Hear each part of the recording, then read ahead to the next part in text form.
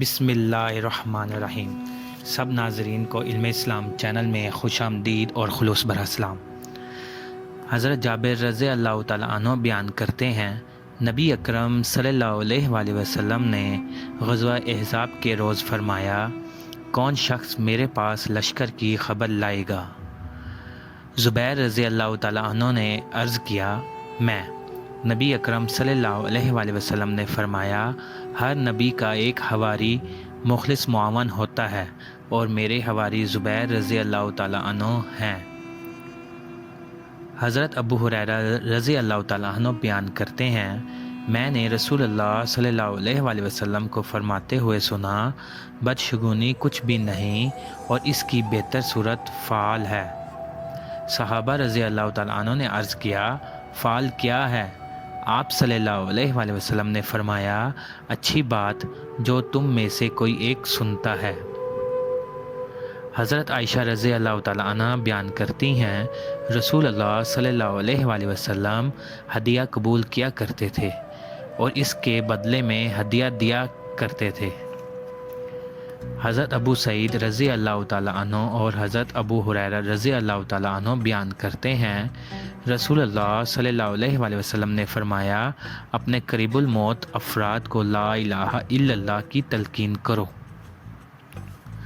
حضرت ابو ہریرہ رضی اللہ تعالیٰ عنہ بیان کرتے ہیں، رسول اللہ صلی اللہ علیہ وآلہ وسلم نے فرمایا، جب تم میں سے کوئی شخص نیند سے بیدار ہو کر وضو کرے تو وہ 3 مرتبہ ناک جھاڑے، کیونکہ شیطان اس کی ناک میں رات بسر کرتا ہے۔ حضرت ابو ہریرہ رضی اللہ تعالیٰ عنہ بیان کرتے ہیں، رسول اللہ صلی اللہ علیہ وآلہ وسلم نے فرمایا، بے شک اللہ روز قیامت فرمائے گا، میری عظمت و تعظیم کی خاطر باہم محبت کرنے والے کہاں ہیں؟ میں آج ان کو اپنے سائے میں جگہ دوں گا، اس دن میرے سائے کے سوا کوئی سایہ نہیں ہوگا۔ حضرت ابن عباس رضی اللہ تعالیٰ عنہ نبی اکرم صلی اللہ علیہ وآلہ وسلم سے روایت کرتے ہیں، آپ صلی اللہ علیہ وآلہ وسلم نے فرمایا، گویا میں اس سیاہ فام شخص کو دیکھ رہا ہوں جو کعبہ کا ایک ایک پتھر اکھاڑ پھینکے گا۔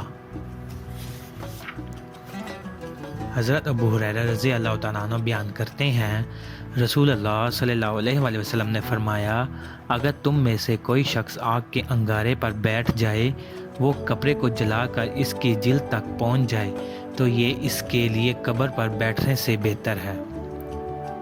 حضرت ابو ہریرہ رضی اللہ تعالیٰ عنہ نبی اکرم صلی اللہ علیہ وآلہ وسلم سے روایت کرتے ہیں، آپ صلی اللہ علیہ وآلہ وسلم نے فرمایا، دونوں باہمی رضامندی کے بغیر ایک دوسرے سے جدا نہ ہوں۔